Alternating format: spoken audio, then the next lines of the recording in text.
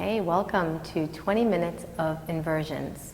We're going to keep it pretty traditional today and focus on some therapeutic inversions that'll help nourish your heart and still your mind. So starting in child's pose, we're going to start with 3 different variations of Shirshasana, headstand. We're working with Shirshasana A, which is traditional headstand. So we start this posture from child's pose, and that's the seed, that's the base, that's the foundation. So from your child's pose, if the arms aren't already extended out forward, reach your arms forward.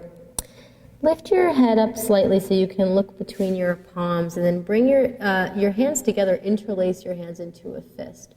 You can either have the palms pressing together or the fist apart. It really depends on what feels better for you. Measure so that your elbows are no wider than your shoulders. Lift your hips, place the top of your head on the floor in between your elbows. Tuck your toes under, lift your knees off the floor. Make sure that you're not dumping into the shoulders. So you want to create length on the sides of your neck. Walk your feet in close toward your head, and then maybe one leg at a time or both, you press into the elbows and lift. So there's this component of stacking the bones, which happens in a headstand. In your headstand, think of mountain pose upside down. So we're going to stay in this posture for about 30 to 40 breaths. So it's longer than it seems, but I want you to try to breathe mindfully and deeply in this pose. So what Deidre is doing here is it's mountain pose upside down. So it's as if she's standing on the floor. Balls of the feet, heel bones, toes are spread.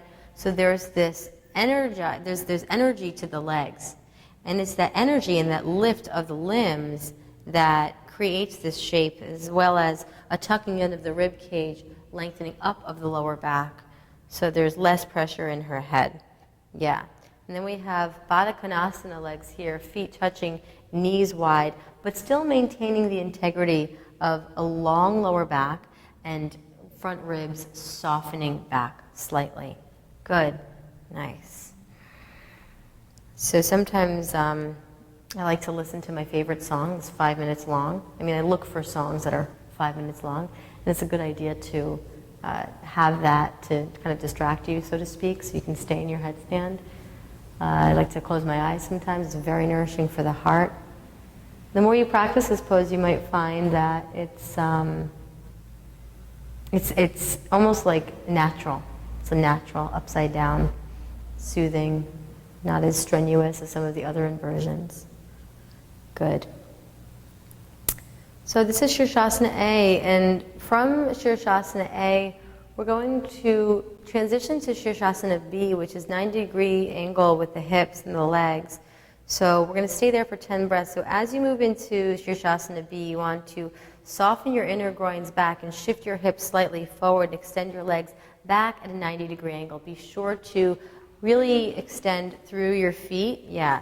So see here now, Dylan's hips move a little bit beyond his shoulders, which is necessary in order to facilitate this angle with the legs extended. You should be able to see your toes in your periphery here. The inner thighs draw down slightly, and you are maneuvering the hips forward to help equalize that distribution of weight. Good. Again, try not to collapse in your ribs here, so there is still integrity in the back. We stay for 5 breaths, or for 10 breaths rather. So keep it going. Try to iron out the backs of your knees. Nice. Okay, let's pretend that was 10 breaths. Come back up to regular Shirshasana A. Good. From there, we're going to move to Shirshasana C. Pressing into the elbows. Imagine there's a hook on your ankles. That hook is going to lift you up so your head lifts up off of the floor. And you want to keep the gaze back, keeping the back of the neck nice and long, one straight line here. This is another 10 breaths, but we're going to just do a little bit shorter. Try to avoid swaying in the low back. So bring the legs forward and the ribs in. Good. 2 more breaths. Lower your head back down. Lower your legs down. Very slowly come into child's pose. Take a few breaths in child's pose. It's all practice. So if you can't do it all today, that's fantastic. You have good things to look forward to.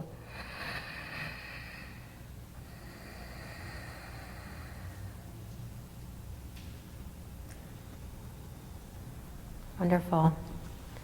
Okay, so from here we're going to move into Pincha Mayurasana, forearm stand. You have two options with your forearm stand. One is to keep it just like you did in the headstand. It's very similar, except there's a different arm variation. Your hands are on the floor.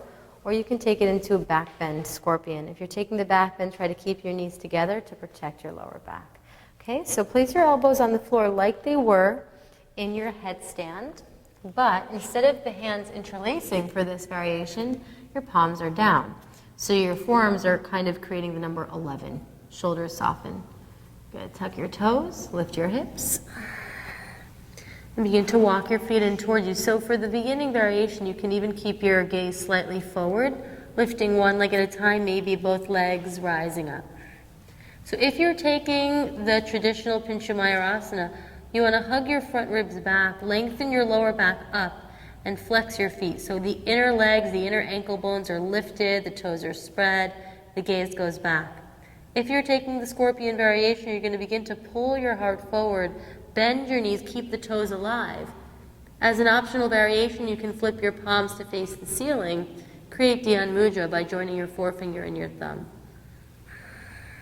Nice.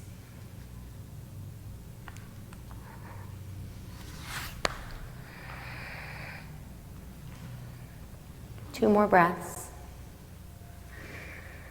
And then resting in child's pose. Beautiful. Really nice. Think of these little child's poses in between as just a way to integrate and receive the magic, the healing benefits of the postures. And these more active inversions like forearm stand and handstand that we're going to move into next, you know, you don't have to stay in them as long as like a headstand is more of a therapeutic healing posture. So I'd recommend you stay in the headstands. You can always use a wall, do it against a wall, and shoulder stand, which we'll do later. Those are, headstand and shoulder stand are very, very good to hold for a long time. Hours. Just kidding. Okay, handstand. Bring your arms forward. Come into downward facing dog. So again, ultimately, these postures are about stacking of your bones. It's not so much luck or strength as much as it is grace. So from downward dog, fingers spread wide. You want to wrap your outer upper arms back so you're softening the shoulders onto the back. Hug the forearms in, press into your thumb and index finger. Begin to walk your feet in toward you, shifting your shoulders directly over your wrist, like you're leaning over a cliff. From the inner thigh, lift one leg up to the sky, left or right leg, or you can float up. If floating is in your practice, you just walk it in so close, you feel your hips are directly over your shoulders, and you just kind of lift. The legs stay together the whole time to create that stability.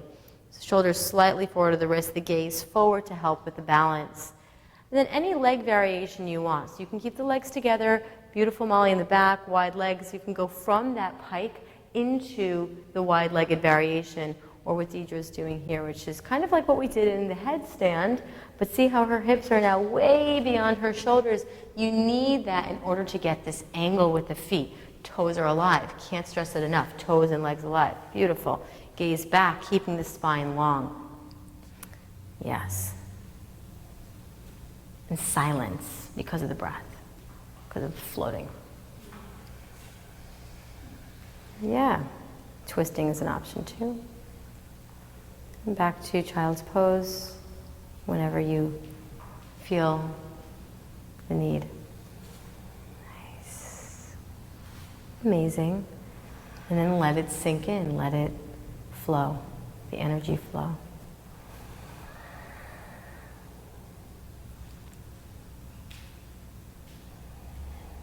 Awesome. So we're going to move into tripod headstand from here. The tripod, I said in some of my other videos, is kind of, you don't want to necessarily hold it for too long. There's a lot of pressure on the head, but it's a fun transition type of posture. So for tripod, you can start on your hands and knees. Some people like to start from prasarita, a wide-legged standing forward fold. It's really up to you. All that matters most is that you line everything up. So your hands by your head. I think that you can actually do this posture with your hands outsides of your head, so they don't have to be as far back. So the more advanced you are in your practice, you can bring your arms out and forward more, so it's almost as if your hands are in line with your head. So you're creating more balance that way. And you can lift your legs up, lift one arm up, maybe not. No, probably not. Not even gonna try. All right, so let's try it. So you wanna make sure that it's the top of your head that goes on the floor, not your forehead, not the way back. Yeah, you can bring your arms way forward and come up. Both legs at a time is usually recommended. Yeah, and the shoulders away from the ears. Beautiful. And again, just like in the other inversions, you have options with the legs. You can split them out, but don't lose the strength of your legs. Super important. And your core and your breath. And think of your legs lifting up so you're decreasing the pressure on your neck. If you did one side of something, I would recommend switching sides as well before you complete the posture. Yes.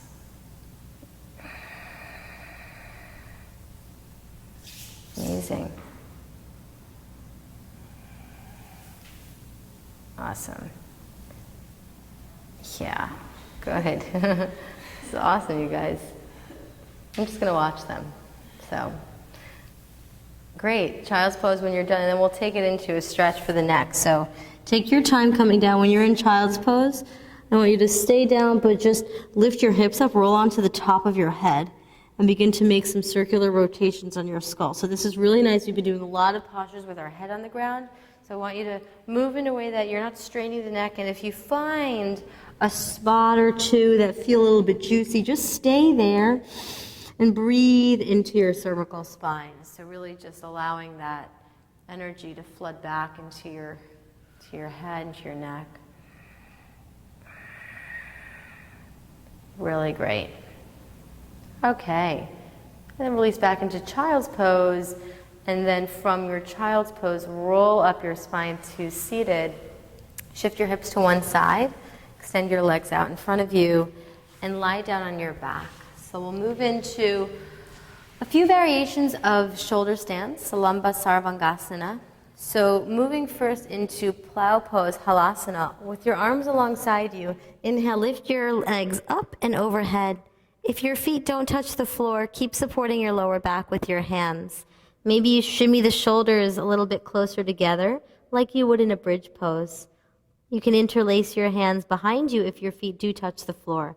If they do touch the floor, press your heels away from you strongly. Wrap your inner thighs up. Lift your tailbone away from your neck, so there's length in the spine. Nice. Now from here, from Plow Pose, bend your elbows. Place your hands high up onto your back, as far down to the shoulders as you can get them. One or both legs at a time. Extend the legs straight up to the sky. Floint your feet. Do you know what flointing is? Yes, you all do. It's like you're pointing your foot but flexing your toes back toward you, energizing the front and back of your leg. Lift your legs up to the sky. Good. So again, this is one of those postures that I recommend holding for at least 75 breaths. If you have Padmasana Lotus, fold your right shin in, your right leg in first, left leg on top. Option is to hold on to your thighs or to reach the arms straight up to the sky.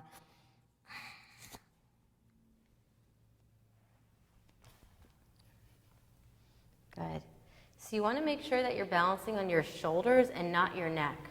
So as an option, you can actually use a blanket underneath your shoulders if you did feel like you were crunching your neck. In this posture, try to press the back of your head down so you do find that natural curve in your neck. This is shoulder stand, not neck stand. Very important. Good. Nice. Again, the body moves a little bit slower than the mind, so we use these time upside down as healing practice. So if you're in the lotus, you have an option to keep it coming back into plow. If you have lotus, you're going to wrap your arms around the outsides of your legs and try to clasp your hands outside of your legs. Otherwise, Garnapidasana, just Bend your knees around your ears. Nice. 5 breaths.